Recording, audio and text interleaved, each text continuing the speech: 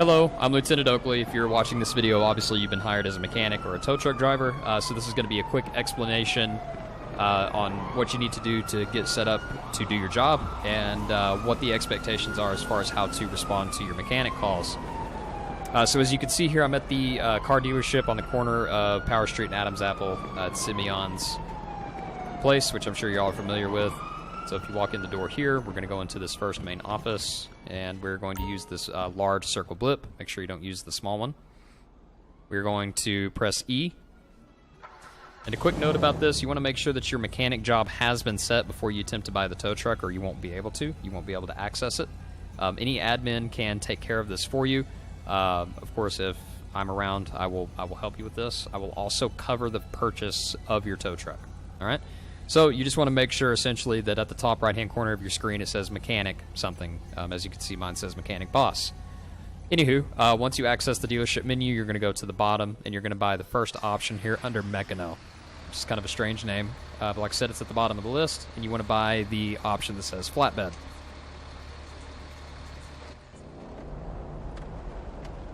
All right.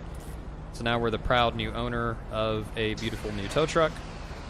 Sometimes the tow truck will spawn with certain liveries or stickers, as you can see on the door. If you press the F5 menu, you can remove those stickers. You just use the directional keys to go left and right. And for DPS, we just use the one that does not have any liveries on it. I am working on getting a new improved tow truck in the game for you guys, so the process might change a little bit, but for now, this is what we use. I'm going to take the tow truck over here and pull it into this parking lot so we can be free from interruption from players, and I will show you how to respond to calls, essentially, and what we expect. Nothing too complicated. We just want to try to make the mechanic roleplay as immersive as possible for the other players. So we want to avoid situations, for instance, where a player is driving 120 miles per hour and slams into a concrete barrier, and we show up and say, yeah, sure, I'll fix your car. And we use our menu, we fix their car, and 5 seconds later they're driving down the road again. That's not what we want to do. We want to avoid that. So what I'm going to do here is use my magical powers to spawn a test vehicle that we can use for demonstration.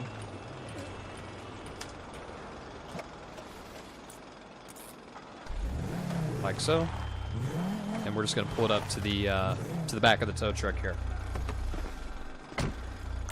So the standard operating procedures, of course, have amounts that you can charge players for different jobs. But essentially, as a general rule of thumb, we don't want to repair very many vehicles in the field. We only want to do that if it's a really minor repair. Like, let's say it's just a broken window, or maybe it's just a minor engine repair or a tire change or something like that. Anything more severe than that, we want to actually tow the vehicle to a shop, repair it at the shop, and then have the player come pick it up. And, of course, the player will owe us money at that point. So most of your job as a mechanic will be done using the F6 menu. So when I hit F6, I get several options. The first of which is billing. So that is how we actually invoice players. So let's say we're charging a player for an invoice and a tow, for a tow and a repair, and that's $500. Then we'll hit billing while we are near the player.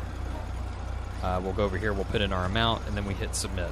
I won't be able to actually show you this since I'm not next to a player, but essentially once you hit submit, you'll be able to see a list of players that are near you. You just click on that, on the appropriate name, and then they will be able to pay that invoice using the F7 button, just in case they ask you how. So that's how we get our money. If you go to the next option, which is hijack. Hijack is what you can use to unlock a vehicle if a player, for whatever reason, locks their keys in their car or whatever the case may be.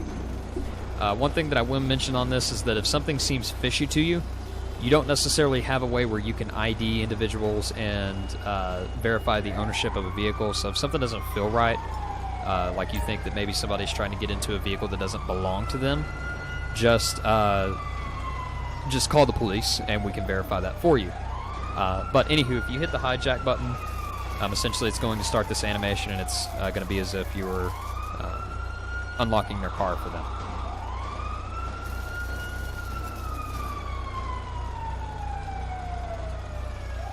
Alright, there we go. The next option is repair. That is the option that you will use if you're going to do a minor field repair. on a vehicle, or if you take a vehicle to the shop.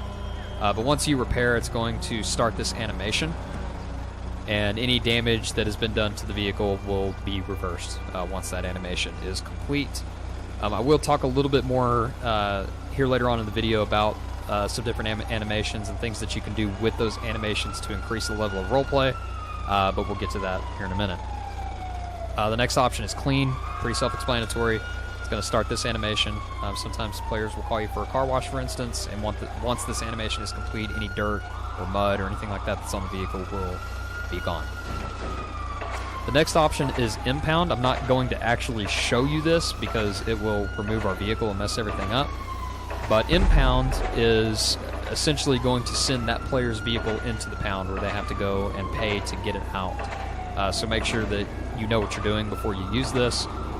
You know, a lot of times if the police call you out on scene to tow a vehicle, you are going to end up impounding it. So essentially what you want to do is you want to tow the vehicle away from the scene. You'll take the vehicle off of the truck, which I will show you how to do in just a minute. You'll want to sit inside of the vehicle in the driver's seat and then hit the impound button, which I'm not going to do because I don't want this vehicle to disappear. But once that happens, the vehicle is going to disappear and then the player will have to get it out of impound. So make sure that you know how that works, but it's pretty easy. The next option is flatbed, and that is the option that you use to actually get the vehicle on the truck. To do this, you want to make sure that you're sitting in the driver's seat of the tow truck, and then you'll want to make sure that the front of the vehicle that you are towing is parked near the rear of the bed of the tow truck, and then you just hit flatbed, and that's going to put the vehicle on the truck. When you're ready to take it off from the driver's seat of the tow truck, you just hit flatbed again, and that's going to unload the vehicle. Alright, the next menu option is place objects. You can use this to essentially put objects on the ground that will help kind of increase the roleplay experience. The one that you'll be using is called Toolbox. So for instance, if you're going to be under the hood of a player's vehicle or something like that, you can spawn that toolbox. Maybe, it's not working. This is a fluke. Most of the time it's going to work, but it'll either spawn a toolbox, it'll put it on the ground, or a road cone, if you can see over the chat. But you can use those to just kind of increase the roleplay experience and the immersion for the player. So let's talk about animations really quick and what you can do with them. There's two main ones that we're going to talk about, the first of which is actually repairing a person's vehicle. What I recommend for doing that is using the M menu. M is in Mike. If you go to Doors and then click on Hood, you can actually pop the hood of the vehicle. If you're going to actually do a field repair, once you pop the hood, you can walk here and stand right in front of the vehicle. You can use your F6 menu and go to Repair. Let's say a player's engine is smoking and you're going to, I guess as far as roleplay is concerned, attempt to repair it. You're not going to be able to in the field, and so you're going to have to tow it away, but you want to act like you're giving it a shot. You can use your F3 menu, go to Work, and then if you scroll down, there's a couple of animations with the label of Mechanic.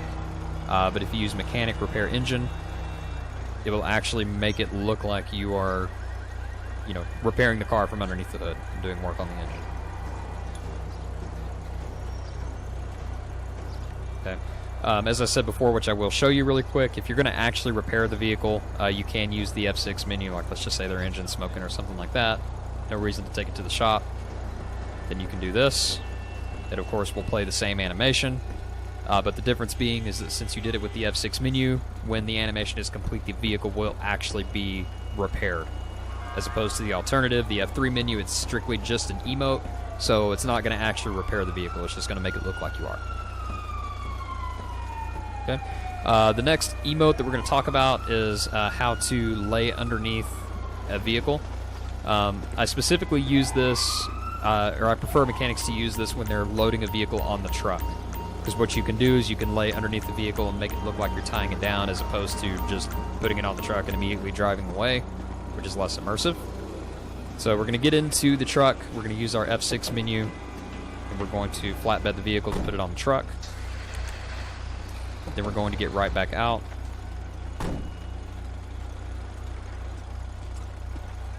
And then you will actually climb on the back of the bed. Now this is the tricky part, and to make to get this emote to look right, but you're going to stand directly behind the vehicle in the center, and then you're going to turn around. You actually want to be facing away from the vehicle. You're going to use your F3 button. You're going to go to work, and then you're going to go to mechanic, repair under car. When you do that, that's actually going to make it look like you're laying underneath the car and you're tying the straps down to the axles so that the vehicle doesn't move. So, you stay in this animation for 5 seconds or something like that. Then you tap your K button, and then you'll get up. Now, most of the time, I will say that you don't fall underneath the bed when you're getting up, but that just overall increases the level of immersion that a player is going to get. So that's pretty much it. If you have any questions, let me know. But once you master the use of those two menus, the F6 job menu and the F3 emote menu, you're able to roleplay really well as a mechanic. But past that, you will be towing vehicles a lot for the police, which of course we will pay you for, and then either doing field repairs for players for minor issues, or towing their vehicles to the shop, repairing there, and then having them come pick them up. And then of course every now and then you'll get a call from a player asking for assistance getting in their car because they've locked themselves out, or a car wash, or things like that. But everything that I've showed you should cover all of those calls.